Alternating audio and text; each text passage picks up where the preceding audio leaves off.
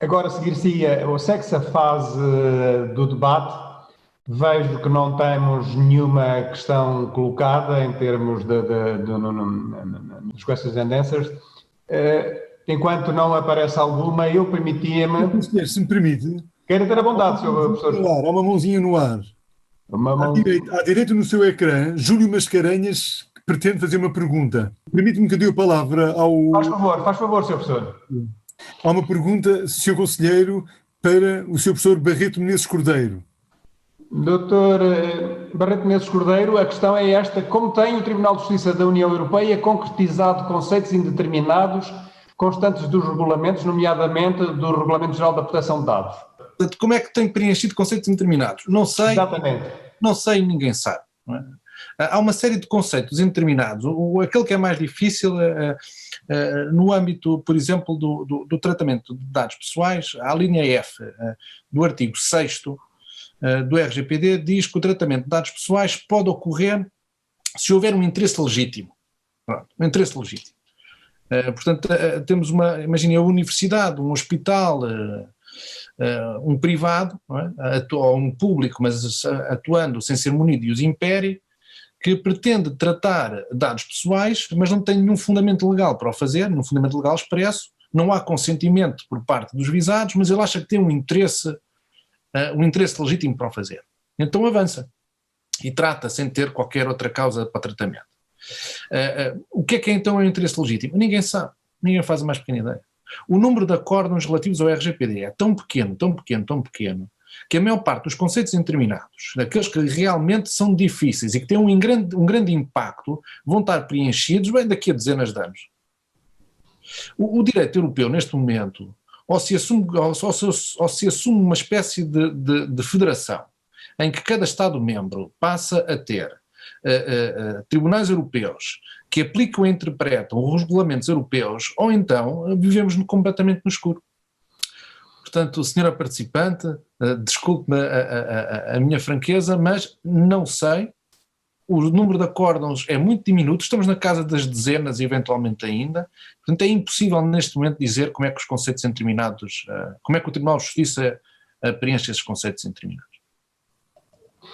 Sr. Professor, a minha questão tinha a ver com isto e, se me permitirem, eu colocá-la aí ao professor Menezes Cordeiro, antes de dar a palavra e colocar a questão que está feita para o professor Pedro Muniz Lopes, que é o seguinte: os tribunais europeus, quer o de Estrasburgo, quer o de Luxemburgo, utilizam muito a figura dos conceitos indeterminados ou a autonomia dos conceitos para interpretar estes conceitos, que no fundo são conceitos que constam ou das convenções, no caso do Tribunal Europeu de Estrasburgo, ou dos diversos textos europeus, no caso do Luxemburgo, afirmando que esses conceitos devem ser vistos, devem ser interpretados com a dimensão europeia que eles têm, afastando, no fundo, qualquer interpretação ou dimensão nacional que cada um dos Estados-membros lhe queira dar.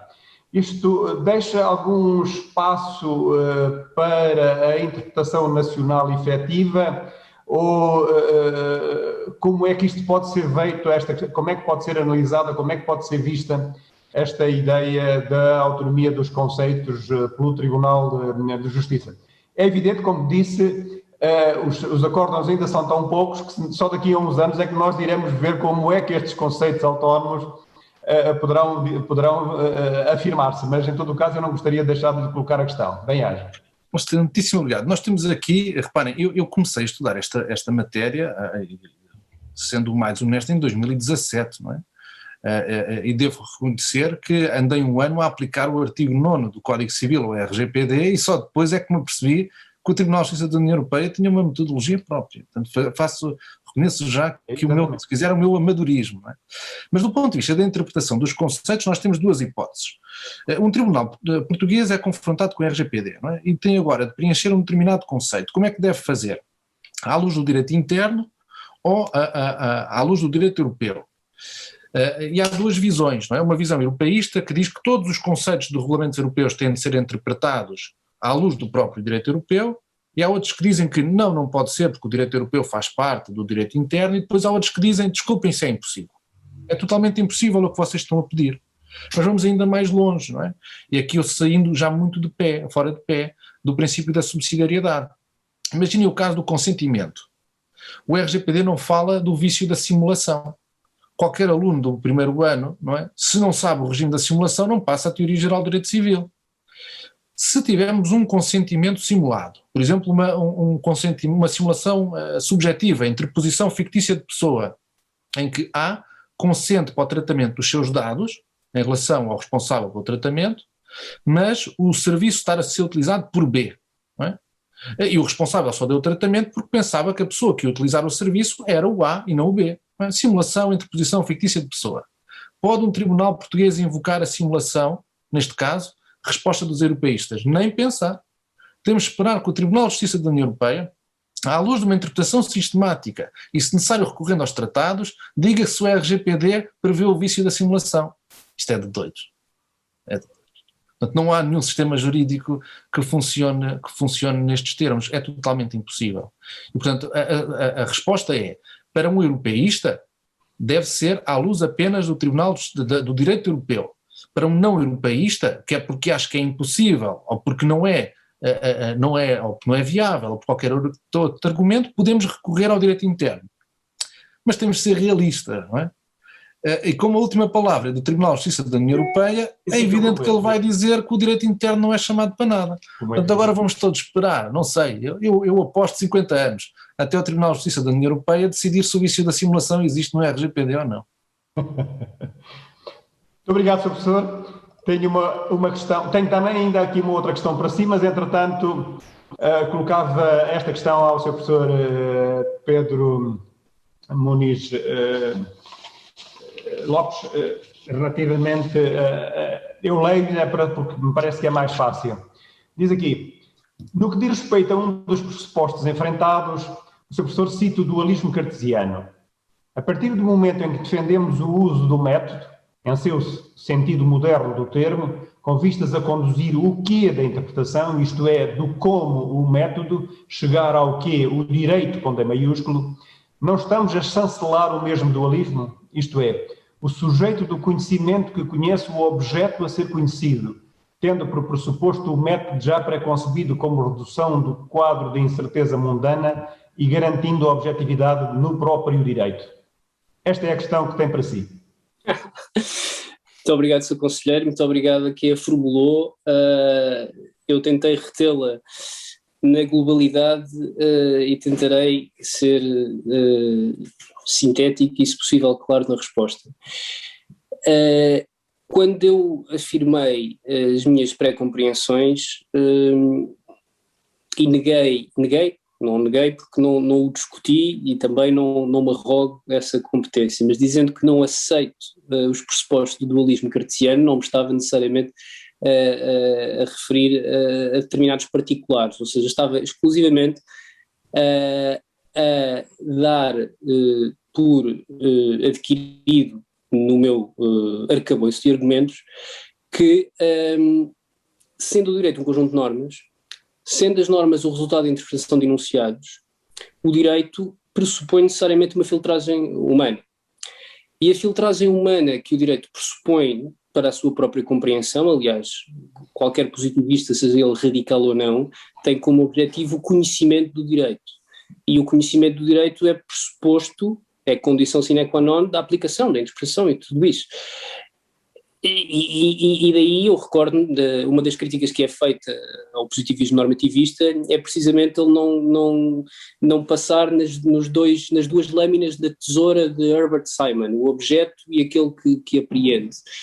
E, portanto, o dualismo cartesiano, quando eu formulava uma crítica ao dualismo cartesiano, é que eu entendo que a ciência jurídica, independentemente dos vários sentidos que se tenha por tal, será necessariamente um projeto cortado pela metade se não compreender determinados aspectos, que são aspectos biológicos, genéticos, cognitivos, ou seja, o aspecto do viés cognitivo é absolutamente essencial, e eu não estou aqui a referir exclusivamente ao chamado nurture, ou seja, qual é o contexto educacional da pessoa. porque todos eles a temos, todos temos esse contexto educacional. O que eu estou a dizer é que, aliás, já defendi isso num artigo escrito, que todos nós temos determinadas propriedades permanentes que condicionam as nossas propriedades contextuais. Estudar essas propriedades permanentes, nomeadamente, reparem, do ponto de vista da psicologia evolutiva, a teoria da tábua rasa, de que nós somos capazes de apreender qualquer conhecimento no contexto de uma tábua rasa, é uma teoria completamente fadada ao fracasso. Naturalmente pode ressurgir novamente, mas é completamente fadada ao fracasso. Quem não o aceitar e quem está claramente a violar aquele mandato kantiano do se eu estou obrigado a isto, eu tenho de ser capaz de o fazer. Eu não sou capaz de limitar, até do ponto de vista do meu processo cerebral, o aspecto emocional e muitos outros, não estritamente racionais, e claro que depois temos racionalidades, são racionalidades limitadas, são racionalidades mais ponderadas, são heurísticas, imediatas, tudo isso, mas eu não sou capaz de, se quiser fazer uma teoria da interpretação descritiva, não prescritiva, não dizer às pessoas como é que elas devem interpretar, descrever do ponto de vista científico o que é a interpretação. Se eu assento neste dualismo mente-corpo, na minha opinião, vale o que vale, estou a cometer um erro. Muito obrigado, Sr. Professor. Tenho aqui agora no chat duas questões da doutora Isabel Faria, que ambas dirigidas para o Sr. Professor Menezes Cordeiro, que nestes termos.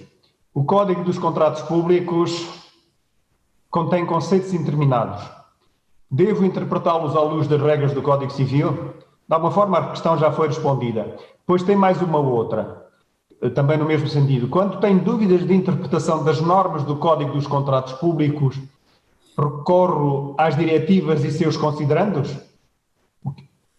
Estas, no fundo, as duas questões que se conduzem a uma. Queira ter a bondade, Sr. Professor. Muitíssimo obrigado, Sr. Luís Conselheiro, muitíssimo obrigado, Sr. Dr. Isabel Faria. Eu vou pedir ajuda ao professor Pedro Muniz Lopes, não é? Porque eu não sei se alguma vez, aqui que ninguém nos ouve, abriu o Código dos Contratos Públicos, não é? Por isso eu vou pedir aqui ajuda ao professor Pedro Muniz Lopes. Antes de dizer aquilo que todos os civilistas dizem, bem, o direito civil é direito comum, claro que se aplica e pronto. Não, lá está o background teórico de referência, que era interessante discutirmos isto e eventualmente concepções competidoras sem que haja propriamente uma verdadeira. Eu queria ao Sr. Conselheiro só se me pudesse repetir a questão, porque eu apanhei... Com certeza, com todo o gosto, Sr. Professor. Eu coloco as duas porque elas complementam-se. Na parte em que o Código de Contratos Públicos contém conceitos indeterminados, se deve interpretá-los à luz do Código Civil, e que quando tem dúvidas de interpretação das normas do Código dos Contratos Públicos, se recorre às diretivas e seus considerandos. Bom, muito obrigado, Sr. Conselheiro. É uma questão complexa e eu escrevi sobre isso a respeito da autonomia do contrato administrativo e sei que certamente teria aqui uma discussão muito interessante com o Sr. Professor Menezes Cordeiro, com o Sr. Professor Barreto Menezes Cordeiro, com o Sr. Professor João Pedro Chartas Marchante. A questão do recurso às regras de direito civil neste momento está regulada pelo próprio Código. Eu não tenho o Código dos Contratos Públicos à frente, mas o próprio Código remete em determinados casos, e a evolução que é feita do conceito de contrato público, na altura contrato público de direito privado ou contrato administrativo, primeiro é preciso diferenciar se estamos perante um contrato público que pode ser direito privado ou se estamos perante um contrato administrativo. Se estivermos perante um contrato administrativo, há um aspecto que aqui é absolutamente fundamental, é que estamos numa forma de atuação administrativa alternativa ao ato e ao regulamento. Alternativa no sentido que não estou a falar da fungibilidade, em que há casos em que há fungibilidade, mas estamos a falar de uma atuação, e agora isso implicava definir o contrato administrativo e definir o direito administrativo e discutir a questão de direito comum da função administrativa ou direito excepcional, e não entrarei por aí. Aquilo que me parece que será a resposta, na minha opinião, a esse respeito, é que é o próprio Código que define o respectivo regime de recurso às regras de direito civil, o que é algo, enfim, o Código compreende alguns elementos também originários do direito civil, fazendo próprio, naturalmente. Mas eu chamava só a atenção para o seguinte, e isto é uma questão que me interessou bastante, que é a aplicação dos artigos 237 e seguintes do Código Civil a casos de interpretação de contrato administrativo. Nomeadamente o facto de, no contrato civil, e aqui estou naturalmente fora de pé, mas o contrato civil pode ser interpretado post pactum finitum pela execução que é dada pelas partes ao próprio contrato. E a procedimentalização que é feita prévia à celebração do contrato administrativo torna as coisas completamente distintas, ou seja, porque nós podemos, seria completamente disfuncional ter um sistema em que um concorrente ganha o contrato e depois aproveita-se do administrador, o administrador da entidade pública incauta, manipula e molda o contrato de tal forma e depois pode vir estar a requerer que o sentido que lhe tenha sido dado tenha sido esse. Agora, isso implica, não vou estar a entrar na teoria objetivista e na subjetivista, a resposta será, em princípio, são sempre aplicados os princípios de direito administrativo, nomeadamente a contratação pública, o interesse público e a concorrência, e a imparcialidade e a igualdade. E depois, naturalmente, o próprio Código remete para os critérios interpretativos de direito civil que são aplicados aí naturalmente na sua plenitude. Agora, quanto à segunda questão dos conceitos indeterminados, isso é uma questão naturalmente de interpretação em conformidade com a norma hierarquicamente superior. Se estivermos a falar de regulamentos europeus, como estamos a falar da maior parte das vezes, naturalmente que as alternativas semânticas que se colocam, ou seja, a abertura dos conceitos no Código dos Contratos Públicos, vê o seu espectro, vê a sua escolha diminuída na medida em que só valem aquelas que sejam compatíveis, que é uma questão diferente de serem conformes, mas são compatíveis com a norma hierarquicamente superior, porque o regulamento europeu integra o ordenamento jurídico português e, portanto, prima sobre o diploma do Código dos Contratos Públicos. Relativamente às diretivas, a questão já é um bocadinho mais complicada, mas também me parece que será um bom exercício interpretativo, para não perder muito mais tempo com a resposta, fazer uma interpretação em conformidade. Muito obrigado, Sr. Professor. Não sei se o professor Barreto Menezes Cordeiro quer dizer alguma coisa em complemento. Não, muito obrigado. Eu não vejo aqui mais nenhuma questão. Sendo assim, eu apenas me limitaria, valendo-me da qualidade de presidente ou moderador desta mesa, de dizer que ontem mesmo, para os nossos auditores de justiça que estão em formação, nós estivemos a trabalhar a questão dos instrumentos de interpretação e de aplicação, quer da Convenção, quer de outros instrumentos de direito da União Europeia, com aquilo que são as ferramentas que os tribunais utilizam. E um dos aspectos que nós tivemos exatamente a trabalhar foi esta questão dos conceitos autónomos, das interpretações evolutivas, que são muito queridas a estas instâncias. Analisámos exatamente aquilo que o professor Barreto Menezes Cordeiro referia sobre o valor dos considerandos, e aí deixe-me que lhe diga como o mundo às vezes parece um pouco paradoxal, é que os Estados exigiram a inclusão de um considerando no protocolo 15 à Convenção Europeia, exatamente porque consideravam que era importante dizer alguma coisa, de dar algum sentido ao Tribunal. Enfim, isto é o valor que tem, mas ele está lá e o protocolo vai entrar em vigor agora em agosto próximo, penso eu. Mas também a questão da margem de apreciação dos Estados, a questão das obrigações positivas, há todo um conjunto de instrumentos que são instrumentos metodológicos, são instrumentos de aplicação, que estas instâncias possuem e que são interessantes e que os nossos magistrados, juízes e procuradores devem, desde logo, antes de entrar para a função, estarem habilitados para eles, porque de facto nós vivemos num mundo cada vez mais exigente e muito mais complexo nesta matéria do direito. Eu queria, entretanto, temos alguns minutos de atraso, peço as minhas desculpas a todas pela ordem que entraram, quer ao Sr. Professor António Menezes Cordeiro, quer à Sra. Professora Paula Vaz Freire, quer também à Sra. Conselheira Presidente do Supremo Tribunal Administrativo, que também chegou e que, entretanto, desapareceu daqui do meu ecrã, mas eu permitia-me, se não havendo mais questões, nem havendo outra questão que queira ser colocada, e com a benemerência do Sr. Professor João Pedro Marchante, de